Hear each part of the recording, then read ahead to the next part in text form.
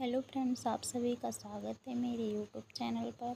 कैसे हैं आप सभी? आई होप आप सभी ठीक होंगे। चलिए तो आज का टॉपिक स्टार्ट करते हैं।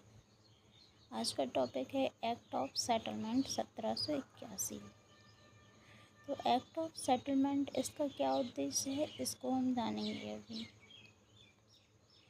रेगुलेटिंग एक्ट की कमियों को दूर करने के लिए इस एक्ट का प्रावधान किया गया, जिसे अमेंडिंग एक्ट भी कहा जाता है।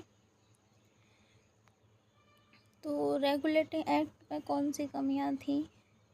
जो उसमें जो कंपनी के कर्मचारियों पर एक तरफ तो गवर्नर जनरल और दूसरी तरफ उस काउंसिलिंग का नियंत्रण है।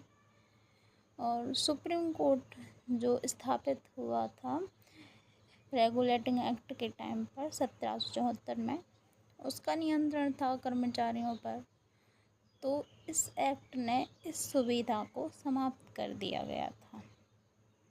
इसीलिए इसमें ये जो खामियां थी रेगुलेटिंग एक्ट में, उसको दूर करने के लिए इस एक्ट का प्रावधान किया गया।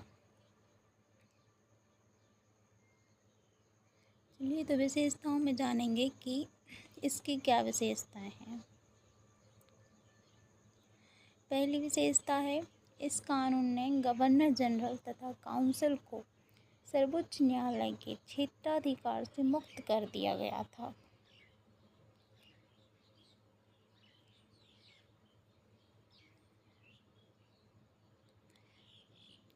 मतलब अब जो गवर्नर जनरल तथा काउंसिल है वो सर्वोच्च न्यायालय से मुक्त है। अब उसके मामले सर्वोच्च न्यायालय में नहीं सुने जाएंगे।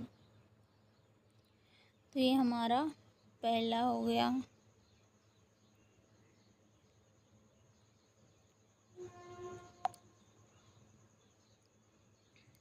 दूसरी विशेषता है, इस तरह कंपनी के कर्मचारियों को भी उनके कार्य करने के दौरान की गई कार्यवाहियों के लिए सर्वोच्च न्यायालय के क्षेत्राधिकार से मुक्त कर दिया गया था। तो जो कर्मचारी थे कंपनी के, उनको भी सर्वोच्च न्यायालय के क्षेत्राधिकार से मुक्त कर दिया गया था।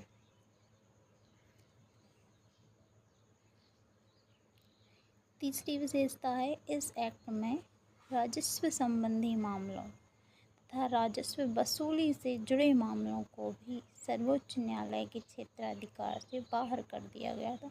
मतलब जो अब राजस्व संबंधी मामले होंगे और राजस्व वसूली मामले होंगे, वो सर्वोच्च न्यायालय में नहीं सुने जाएंगे।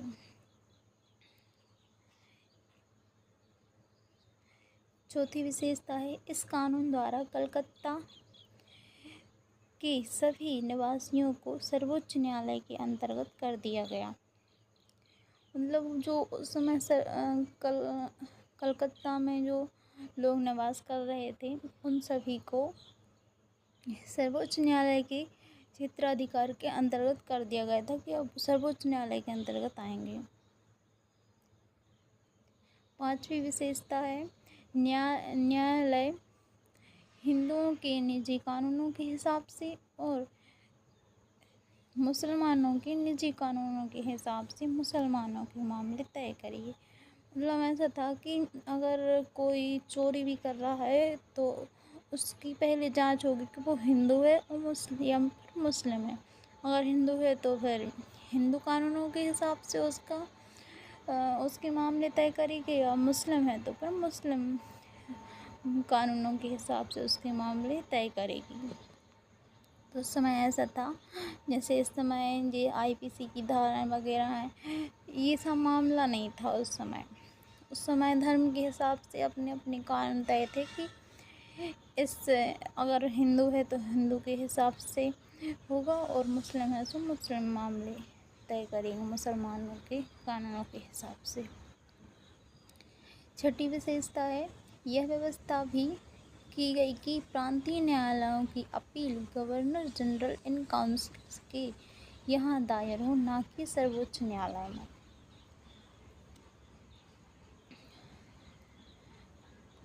तो जो प्रांतीय न्यायालयों की अपील थी मतलब प्रांतीय न्यायालयों के खिलाफ़ कोई भी अपील करनी है तो सुप्रीम कोर्ट में नहीं कर सकते थे। अब आप सिर्फ गवर्नर जनरल इन काउंसिल के यहाँ दायर हो सकती थी, ना कि सुप्रीम कोर्ट में। चलिए, तो इसमें बस इतना ही इम्पोर्टेंट था जो मैंने आपको बताया है।